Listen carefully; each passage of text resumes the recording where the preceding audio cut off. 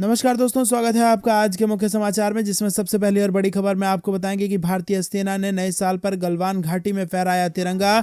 Dragon की नापाक करतूतों को दिया मुंहतोड़ जवाब। दूसरी बड़ी खबर में जिक्र होगा कि राष्ट्रपति साई इंग वेन चीन पर सख्त, सीमा में ड्रैगन के फाइटर जेट घुसे तो मुंहतोड़ जवाब देने का ताइवान ने दिया अलर्ट। इसी के साथ तीसरी बड़ी खबर में जिक्र होगा कि सीमा पर सेना की मुस्तैदी से फिर नाकाम हुए पाकिस्तानी मंसूबे। साल की शुरुआत में आतंकियों को मिली बड़ी मात और नए साल में पाकिस्तान की नई कारिस्तानी पर सेना ने फेर दिया पानी। चौथी बड़ी खबर में आपको बताएंगे कि लोकतंत्र की बात करने वालों को गोली मारो, पाकिस्तान में बयान पर मचा हंगामा। और पांचवी बड़ी खबर में जिक्र होगा कि लॉकडाउन की दस्तक, तीसरी लहर की तेज रफ्तार के बीच क्या फिर से लगेगा लॉकडाउन, इसको लेकर बड़ी खबर आ रही है। दोस्तों, हर एक खबर की गहराई में आपको ले जाएंगे, लेकिन उससे पहले अगर आपको विदेश की सेना और पीएम मोदी पर पूरा भरोसा है और अगर आप भी ऐसा मानते हैं कि मोदी है तो हर जीत मुमकिन है, तो सभी देशभक्त एकजुट होकर के 5000 के इस लाइक टारगेट को पूरा कराइए। दोस्तों, लाइक देकर के अपना समर्थन जरूर दर्ज कराइए और अगर चैनल पर नए हैं तो लाल बटन को दबा के चैनल को सब्सक्राइब करके घंटी बजाकर कमेंट में जय हिंद लिखना मत भूलिएगा। रुक करते हैं सबसे पहली और बड़ी खबर की तरफ, जिसमें आपको बता दें कि भारतीय सेना के नए साल पर गलवान घाटी में भारतीय सेना ने तिरंगा फहराया है और ड्रैगन की नापाक करतूतों पर मुंहतोड़ जवाब दिया है। जी हां दोस्तों,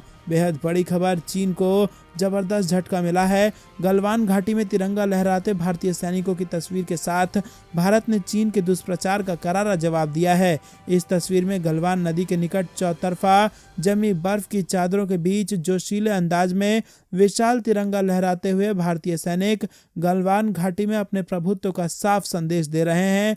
नए साल पर भारतीय सेना के निरीक्षण पोस्ट के सामने अपने राइफल के साथ चीन के दुष्प्रचार का जवाब देते हुए भारतीय सैनिक एलएसी पर चीन की चुनौती का मजबूती से जवाब देने का भी संदेश देते नजर आ रहे हैं। तो दोस्तों, ये बेहद खास तस्वीर है जो आपकी स्क्रीन पर है इस वक्त, क्योंकि ये गलवान की उस जगह पर खड़े हैं हमारे देश के सैनिक, जिस जगह पर बार बार ये दुष्प्रचार चीन द्वारा फैलाया जा रहा है कि चीन ने उस पर कब्जा कर लिया है, लेकिन गलवान में इस जगह पर भारत के सैनिक खड़े हैं और भारत का तिरंगा भी लहरा रहा है। दोस्तों, इस खबर को जानने के बाद वीडियो लाइक करना तो बनता है, वीडियो लाइक जरूर कीजिएगा अगर अभी तक नहीं किया तो। रुक करते हैं अगली बड़ी खबर की तरफ।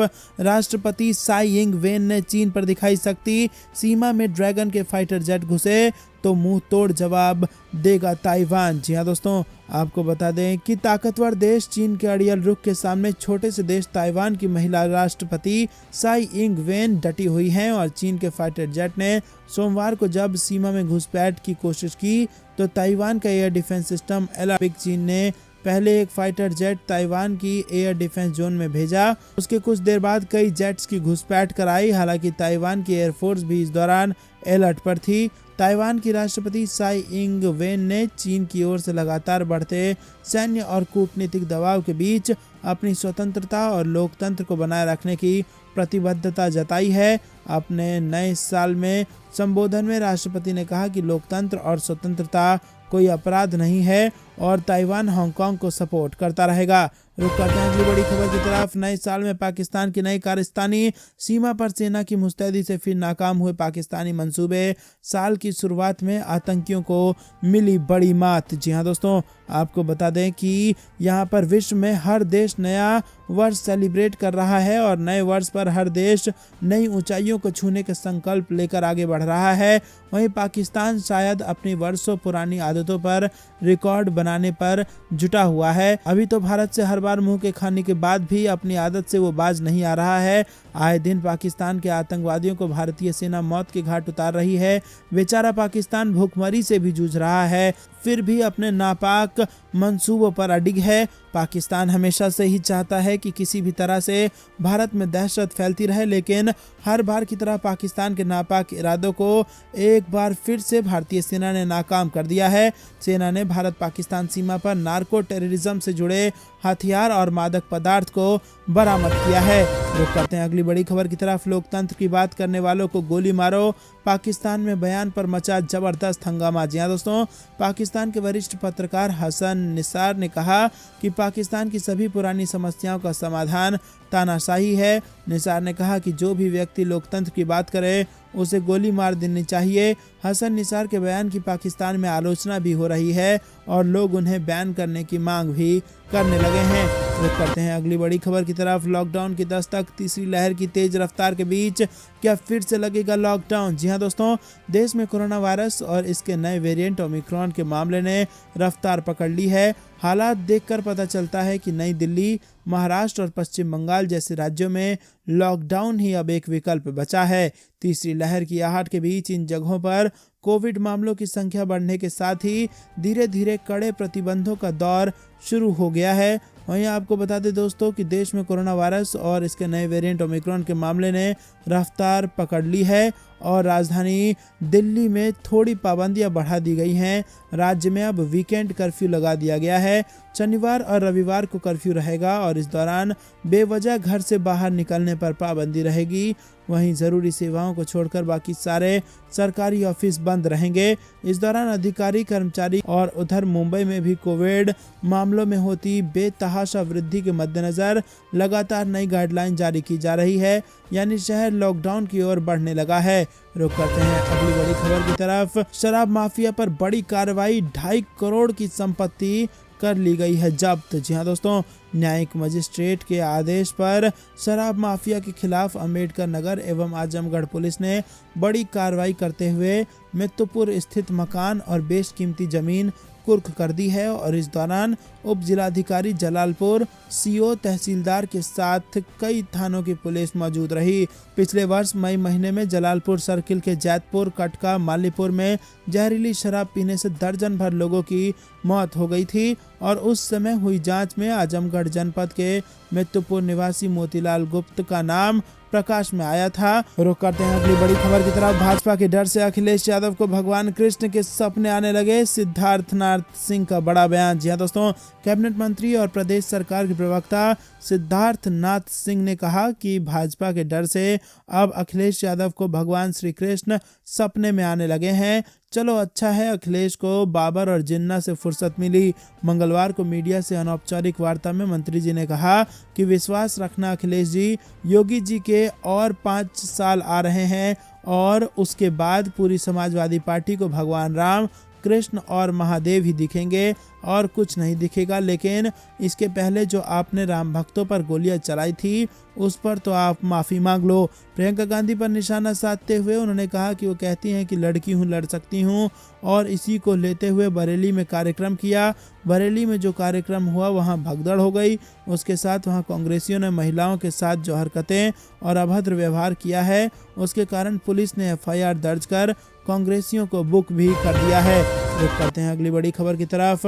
मुख्तार अंसारी गैंग पर योगी सरकार की बड़ी चोट, मऊ में 75 करोड़ की प्लॉटिंग पर चला बुलडोजर। जी हां दोस्तों, आपको बता दें मुख्तार अंसारी गैंग पर योगी आदित्यनाथ ने एक बार फिर बड़ी चोट लगाई है।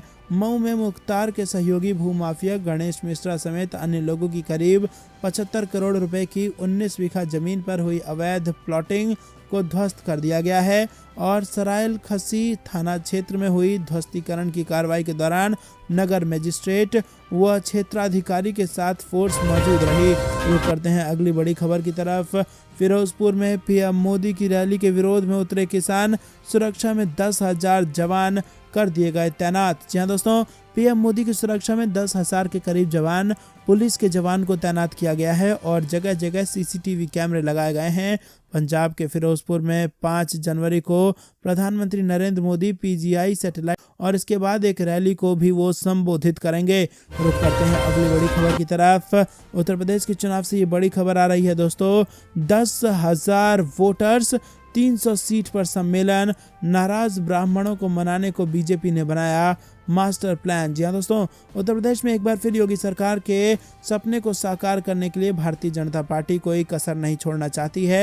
यही वजह है कि चुनावी समर में आने से पहले ही भाजपा अपने टारगेट वोटरों की नाराजगी को दूर करने की कोशिश में जुटी हुई है। उत्तर प्रदेश में ब्राह्मणों की नाराजगी दूर करने के लिए भारतीय जनता पार्टी ने रोड मैप बना लिया है।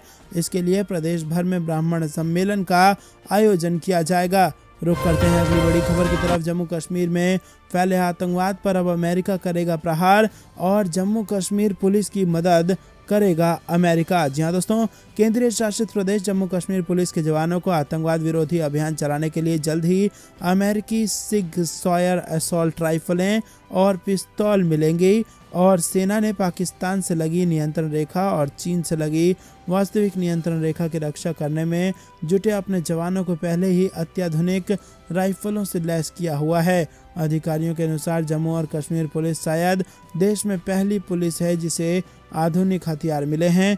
रुक करते हैं अगली बड़ी खबर की तरफ। चीन ने 60,000 सैनिकों का किया जमावड़ा, भारत ने भी लद्दाख में बढ़ाई है सेना। जी हाँ दोस्तों, दोस्ती की आड़ में पीठ पर छुरा मारने की पुरानी आदत से चीन बाज नहीं आ रहा है। एक बार फिर चीन LAC पर अपने सैनिकों की संख्या बढ़ा रहा है। एक बड़ी खबर के मुताबिक चीन ने पूर्वी लद्दाख में LAC पर अपने करीब 60,000 सैनिकों का जमावड़ा लगा दिया है। चीन की इस दोहरी चाल के बाद भारत ने भी अपने सैनिकों की तैनाती बढ़ा दी है। जाहिर है कि भारत और चीन के बीच हुए डोकलाम में सैन्य गतिरोध के करीब 20 महीने बाद एक बार फिर LAC में तनातनी की स्थिति बनी हुई है। तो दोस्तों, आपको क्या लगता है भारत की सेना को कितना समय लगेगा चीन पर चढ़ाई करने का? कमेंट करके हमें जरूर बताइए और पूरा भरोसा है तो वीडियो लाइक करना मत भूलिएगा।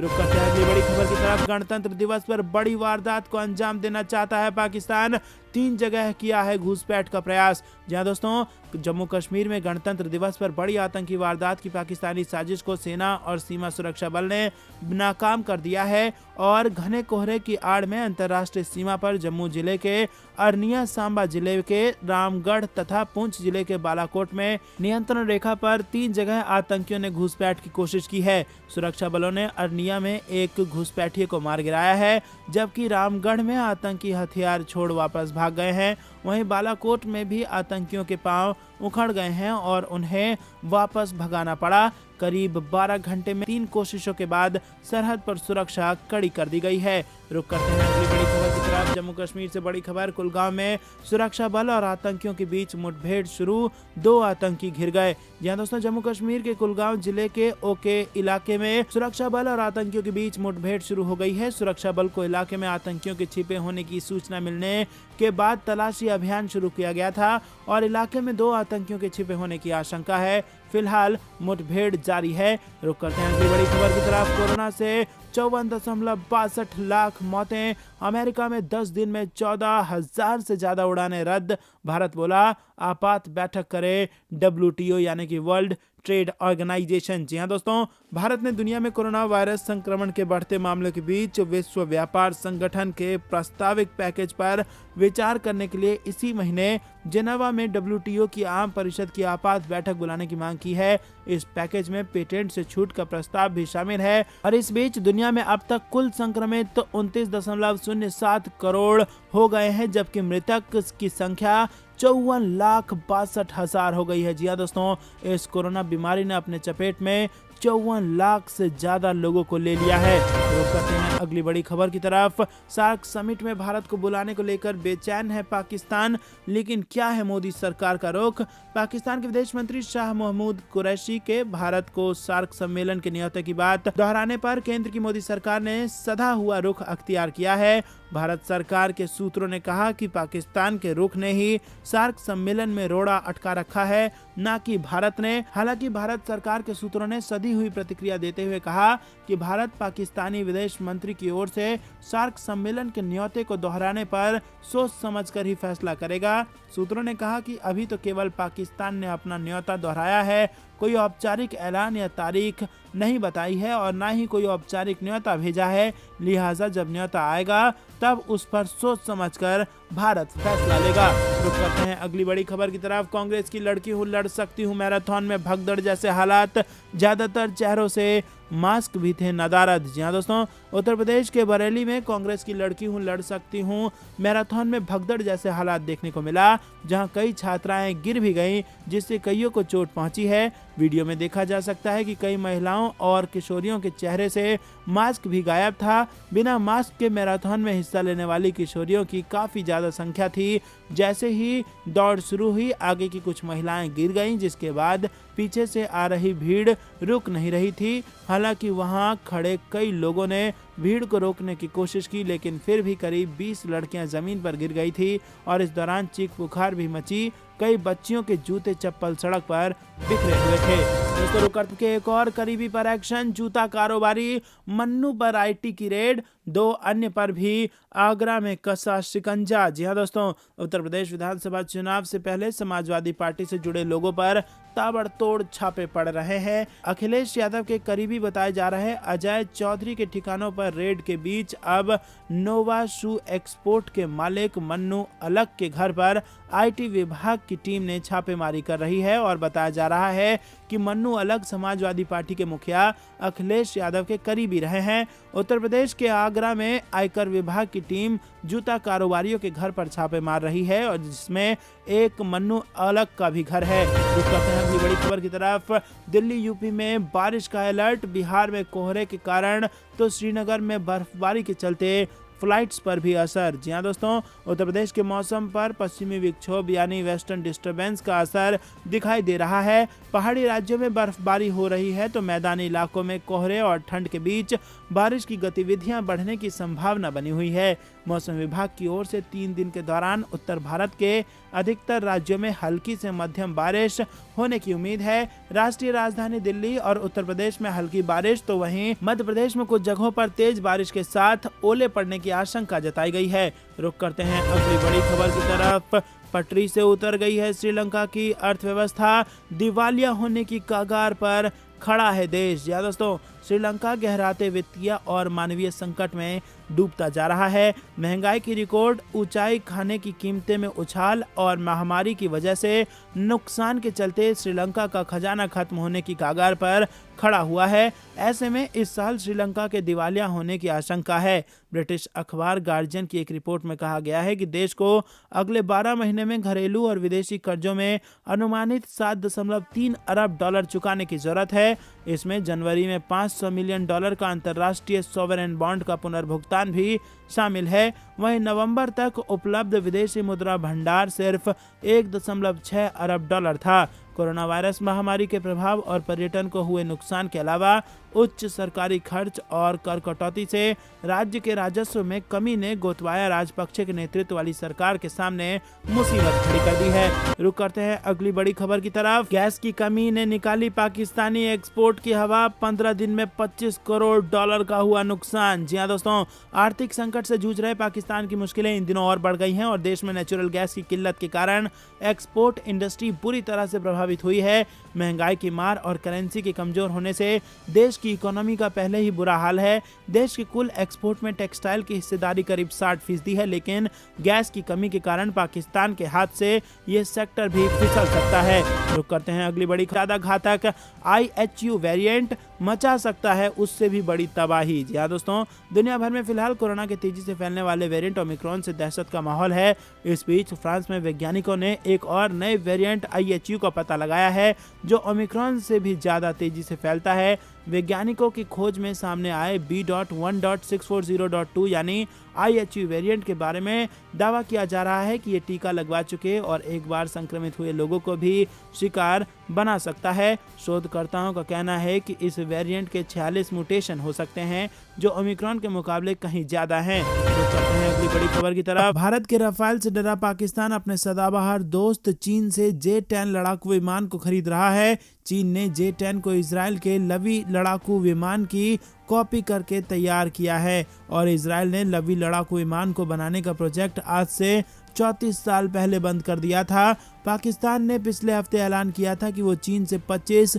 J-10 लड़ाकू विमानों को खरीदने जा रहा है। तो दोस्तों, एक ऐसा लड़ाकू विमान जो इजरायली कबाड़ था जिसको इजराइल ने 34 साल पहले बनाना ही बंद कर दिया, उस विमान की कॉपी की चीन ने, यानी कि चुरा ली उस टेक्नोलॉजी को और उसको बना के अब वो पाकिस्तान को बेच रहा है और पाकिस्तान को ऐसा लग रहा है कि वो उस विमान से यानी कि J-10 लड़ाकू विमान से भारत की राफेल का मुकाबला कर लेगा। अब आपका इसमें क्या मानना है कमेंट करके जरूर बताइए।